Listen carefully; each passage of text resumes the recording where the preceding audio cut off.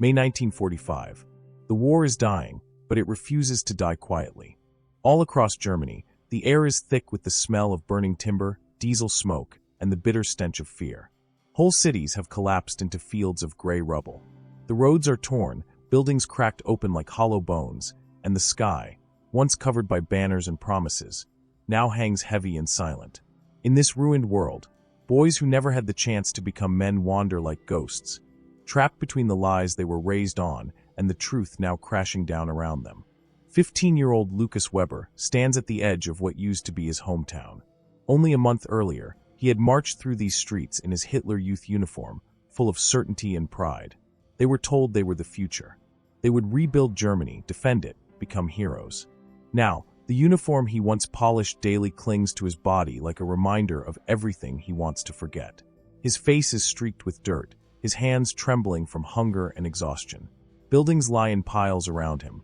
Shards of brick, splintered glass, the remains of shops and apartments he once knew by heart. The sound of distant artillery rolls across the hills like a growl. The front is getting closer. Everyone knows it. The last officers who passed through had shouted contradictory orders. Stand and fight, retreat to the mountains, protect the city, defend the Führer, save yourselves. But officers have stopped coming. Adults have stopped giving commands. And in the vacuum, boys like Lucas are left to decide whether to survive or to die for ideas that suddenly feel thin and meaningless. He had been drafted into the Volkssturm only weeks before, handed an old Italian rifle with half a clip of ammunition, and told that the fatherland depended on him now. The officer who said it had eyes that were too bright, hands that shook. The same officer slipped away during the night long before the fighting actually reached the town. Most men did. Some called it desertion. Others called it clarity. Lucas remembers the night the order came to evacuate civilians. Mothers had grabbed children and bundles of clothes, running in all directions, unsure where safety actually was. Old men had limped through the streets with walking sticks, muttering prayers. But the boys, Hitler Youth trained, Volkssturm drafted, were told to stay. To defend. To be brave. He remembers standing in the basement of his school-turned barracks as bombs fell. He remembers the hopelessness. And he remembers running until his lungs burned, because staying no longer felt brave, but suicidal. Now he stands alone on the street, watching dust drift like snow over the ruins. He whispers to himself, it wasn't supposed to happen like this. Behind him, footsteps crunch through the rubble. Lucas stiffens, gripping the rifle on his back, though he knows he won't fire it. 3 boys emerge from the shadows of a collapsed bakery. Emil Kaufmann, small but sharp-eyed, wearing a Hitler Youth armband torn nearly in half. Otto Brandt, tall and heavy-set, limping badly on his right foot. And Johann Ritter, quiet, serious, carrying a medical satchel he scavenged from an abandoned ambulance. They had been Lucas's patrol unit during their last week of so-called defense. Now they're the closest thing each has to family. You're still here, Emil says, wiping sweat from his forehead. He tries to smile, but it falters. We thought you left with the others. There's nowhere to go, Lucas replies. Johann looks at the ruined streets. The Americans are close. Maybe a day. Maybe less. Otto snorts. Good. Maybe they'll feed us. Or shoot us, Emil mutters. None of them know what to expect. They've grown up with stories of enemies who are monsters, who kill children, who burn villages. But now, after months of hiding and starving and watching their own officers flee, those stories feel suspicious. Maybe lies. Maybe fantasies told to keep boys obedient. Lucas looks at his 3 companions. They are all around 15 or 16. Yet war has found ways of aging them. Each carries scars, not always visible. We need to find shelter, Lucas says. If the front reaches here, we'll be crushed. And food, Otto adds quickly. A real meal. I don't care if it's stolen. I'll eat shoe leather if I have to. They begin to move through the streets, stepping over pieces of roofs, broken furniture, fragments of people's lives. The buildings around them whisper of families long gone or dead. Lucas tries not to picture his own. He hasn't heard from his mother in weeks. Not since she fled east with his little sister when the Allied planes first began bombing the rail lines.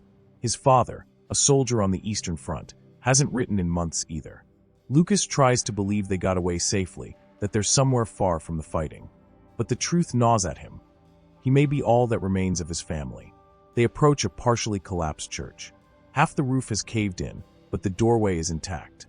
Lucas pushes it open. Inside, dust hangs in beams of sunlight. The floor is littered with hymn books and shattered pews. The altar cloth is torn, the crucifix hanging sideways by a single nail. Otto whistles softly. If God was going to save anyone, he would have started with his own house. Johann glances at the ruined altar. Maybe he tried. They settle in the back corner where the ceiling seems the most stable. Lucas drops his rifle against a wall. Emil curls up on a broken bench. They share a stolen can of peas and a crust of bread. It's barely enough, but hunger has become an old companion. After a long silence, Emil speaks, his voice thin. Do you think they'll punish us? For what? Otto grumbles. For not dying? For not shooting at tanks with a rusty rifle? For being part of all this, Emil says. He doesn't look up. For wearing the uniform. For believing what they told us. Johann answers quietly. We were children. They made sure we didn't feel like we could choose. Lucas adds, it won't matter to the soldiers who find us. They'll see uniforms, not boys. As night approaches, they fall asleep to the rumble of artillery. For the first time, Lucas dreams not of drills or patriotic songs, but of walking through the ruined town and finding his mother at the end of every street, calling his name. Each time he reaches for her, she disappears in smoke. In the early hours, they're awakened by a strange silence. Not the peaceful kind, the frightened kind. Outside, even the birds seem to be holding their breath. Lucas rises, peering out through a broken window. The horizon glows faintly, like dawn approaching, but redder. Fire. Otto asks. No, Lucas answers. That's the front. A faint rumble grows louder and steadier. Engines. Dozens of them. The boys exchange looks. This is it. The Americans are here. They rush back into the church interior, hearts racing. Lucas forces himself to breathe. We hide our rifles. We keep our hands visible. And we don't run. Why not run? Otto asks, fear rising in his voice. Because running makes you look guilty. Are we guilty? Emil asks in a whisper. The question lingers, sharp as broken glass. Before anyone can respond, the first American tank rolls into the town square with a roar. The boys hear soldiers shouting, orders, warnings, maybe names. Johann crouches, pulling his medical bag close. Emil shakes uncontrollably. Otto grips his knees. Lucas stands before them, struggling to appear calm. Boots pound against the stones outside. Foreign voices echo through the ruins. Hands up, someone shouts in accented German. Come out slowly. Lucas feels the world tilt. They are cornered, boys in a war that turned them into something they never wanted to be. He raises his hands, motioning the others to follow. Together they step into the street, blinking in the harsh morning light. American soldiers turn toward them, guns raised. For a long moment, no one moves. The wind stirs dust between them. Lucas's heart beats like a drum in his throat. A single shot fires, not from the soldiers, but from somewhere deeper in town. Instantly the Americans duck, scanning for threats. One yells something urgent. Get down! Lucas cries to the others. Before they can react, chaos erupts. Machine gun fire bursts from a damaged rooftop. Likely a lone German soldier refusing to surrender. The Americans fire back, bullets sparking off brick. Lucas throws himself behind a broken wall. Johann drags Emil down beside him. Otto crawls forward, his limp slowing him. Lucas grabs Johann's arm. We need to move. They'll think we're with the shooter. But where? Johann shouts over the gunfire. Lucas points toward an alleyway. Go! They sprint, staying low. Debris explodes around them. The shooter on the rooftop unleashes another burst, but he's wildly inaccurate, more desperate than strategic. Lucas doesn't know who the man is.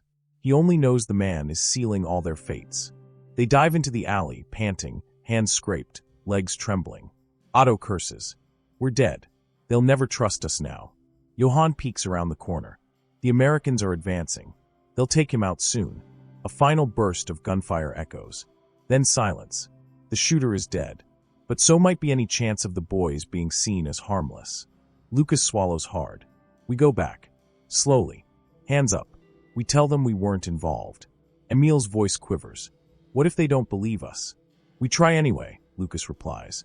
We can't live in ruins forever. They step back into the open. American soldiers approach cautiously, rifles trained on them. One soldier, a sergeant with a weathered face, steps forward. He studies the boys with a mix of suspicion and something like pity. "How old are you?" he asks in English, then repeats in broken German. Johann answers for all of them. 15. 16. The sergeant nods slowly. He lowers his weapon. "Children," he mutters to the men behind him. "Damn children." The other soldiers scan the area, still wary, but their posture shifts. Less aggression, more caution. The sergeant points at their uniforms. "You armed?" Lucas shakes his head. "We hid our weapons. We don't want to fight." The sergeant considers this. Good. Smart. He orders a soldier to search them, lightly, respectfully. They are marched toward the square, past tanks and jeeps and rows of American infantry. Townspeople begin emerging from basements and cellars, blinking like moles seeing sunlight after too long underground. Some glare at the boys, seeing uniforms and blaming them for everything lost. Others look away, ashamed or broken. For the first time in days, Lucas feels almost safe. But safety is not freedom, and freedom is not forgiveness. The soldiers bring them to a temporary holding area, ropes marking off a section of the square.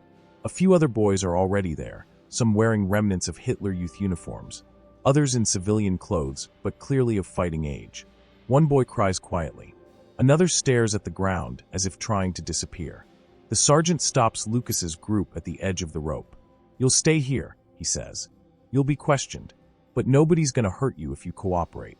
Understand?" They nod. As the sergeant turns to leave, Lucas gathers the courage to speak. "Sir, we didn't want to fight. We were forced." The sergeant doesn't turn back. He only says, "Most of you were." Hours pass. They sit in silence against the wall of a ruined building. The square hums with activity.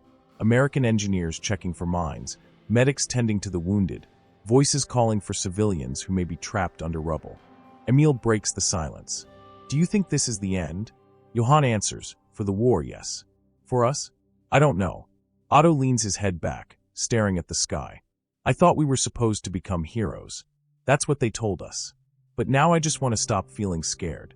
Lucas doesn't respond, because he is realizing something he never thought he'd admit out loud.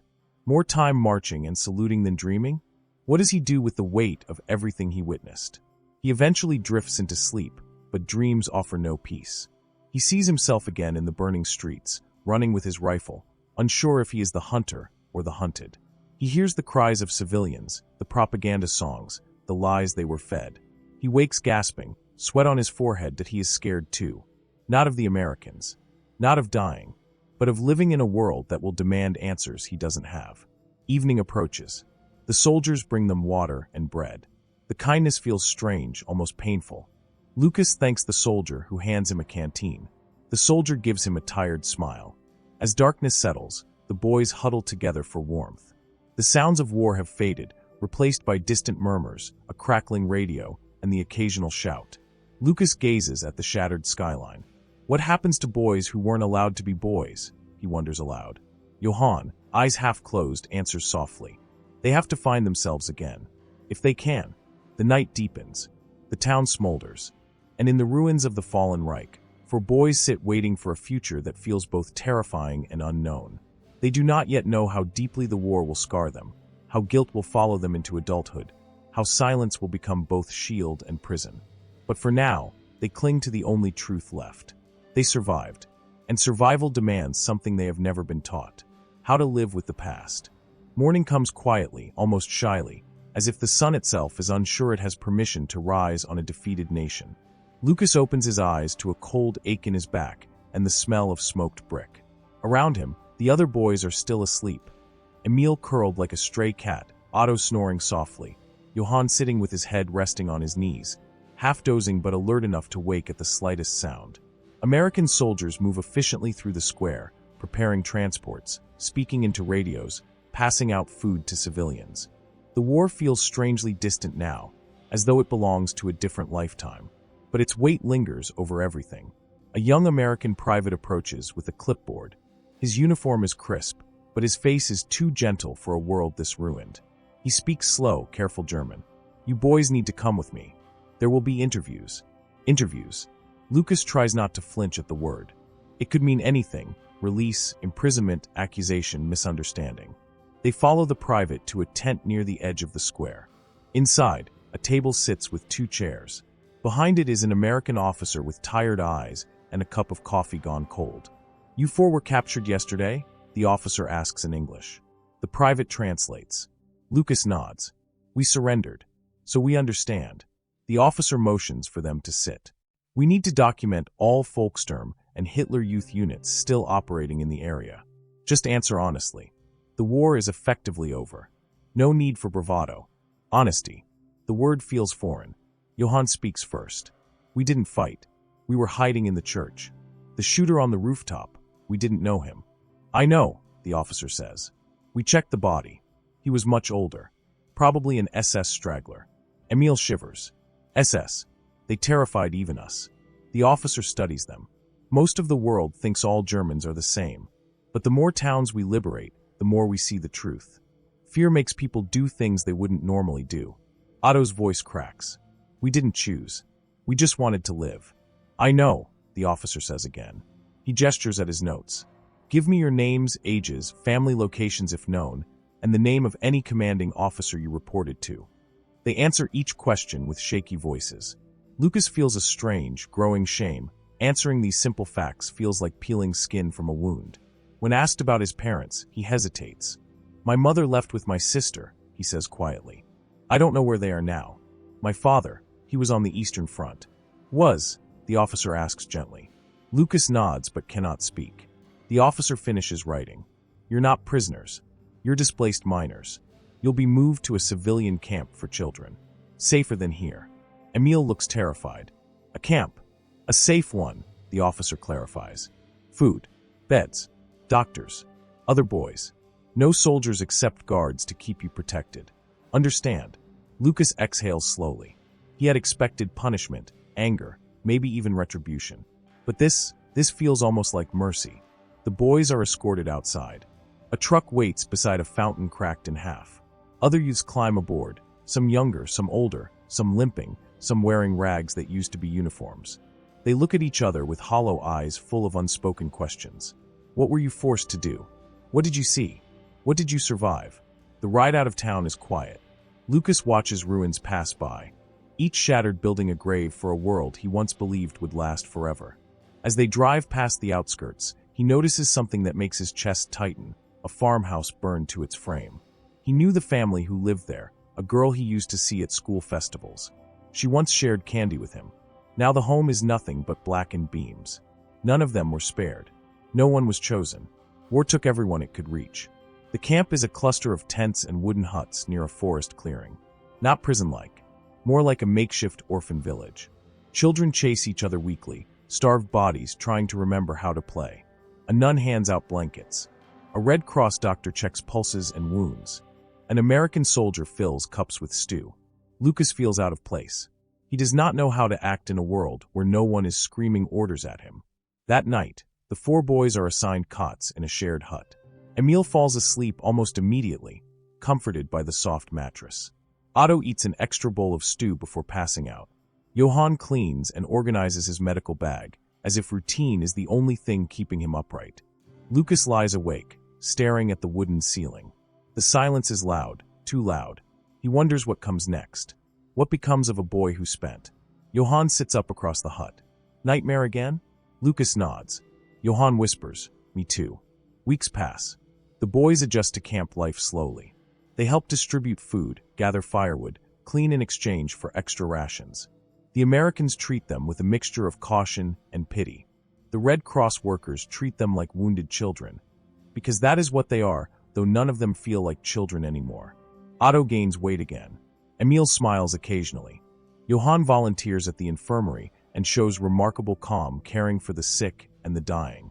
But Lucas struggles. Every quiet moment invites memories he doesn't want. Guilt spreads through him like a bruise. Not because he committed atrocities, he didn't, but because he once believed in the world that produced them. He once saluted, marched, swore oaths he did not understand. He wonders, is surviving a sin when so many others didn't? One afternoon, a group of younger boys start a fistfight over a loaf of bread.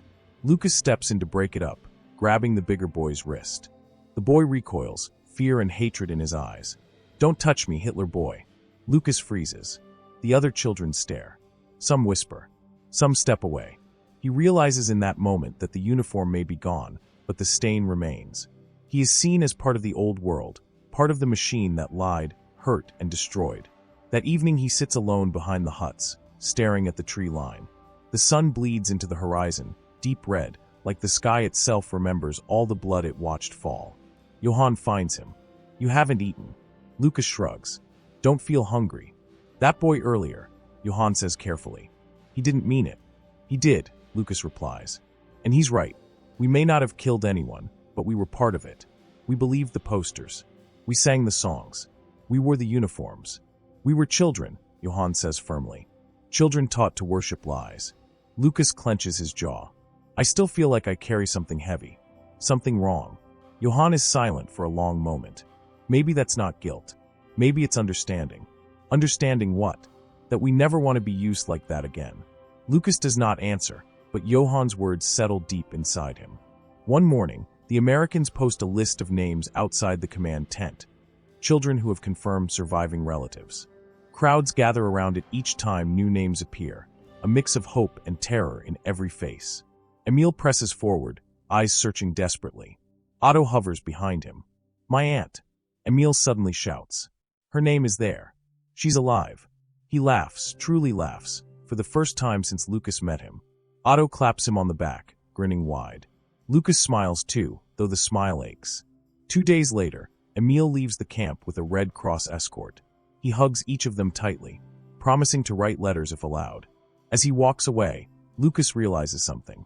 Survival isn't the same as staying together. People move on. Lives resume. The war may bind them in memory, but the world is already pulling them apart. A week later, Otto receives news that his mother is alive in Hamburg. He tries to hide his relief, but it spills out of him like sunlight breaking through clouds. He leaves 3 days later. Then it is just Lucas and Johann. The camp grows emptier each week. More children reunite with relatives or are relocated to long-term homes. Lucas helps pack their few belongings, waves goodbye until his arms tire, then sits awake at night listening to the silence grow heavier with each departure. One evening, Johann approaches him with a folded paper. "A transport arrives in 2 days," he says. "They traced an uncle of mine. He lives near Munich." Lucas stares at him. "So you're leaving too?" Johann nods. "I don't want to, but it's family." Lucas forces a smile. "That's good. That's really good." But something inside him collapses. After Johann walks away, Lucas sits on his cot, staring at his empty hands. The world has been taken from him piece by piece. His home, his certainty, his family, his innocence. And now even the boys who survived beside him are being pulled away. He wonders if this is what adulthood is. Standing alone in the ruins, learning to breathe despite the smoke. On the morning of Johann's departure, they walk to the trucks silently. Johann carries his medical bag, already planning to study healing when he is older. At the truck's edge, Johann turns. "You should find your family too."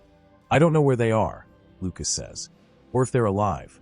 "Then look," Johann insists. "Keep looking. Don't stay in the past. Surviving means moving forward." Lucas swallows hard. "Will we see each other again?" Johann smiles softly. "I hope so." He climbs aboard. The truck pulls away, shrinking into the distance. Lucas watches until it is a speck, then nothing. He stands alone in the quiet camp. A breeze rustles the trees. Somewhere a child laughs. Somewhere else another cries. Lucas closes his eyes. He is 15 years old. A survivor. A witness. A boy trying to unlearn a lifetime of lies. And though the war is over, he understands something that will follow him into adulthood.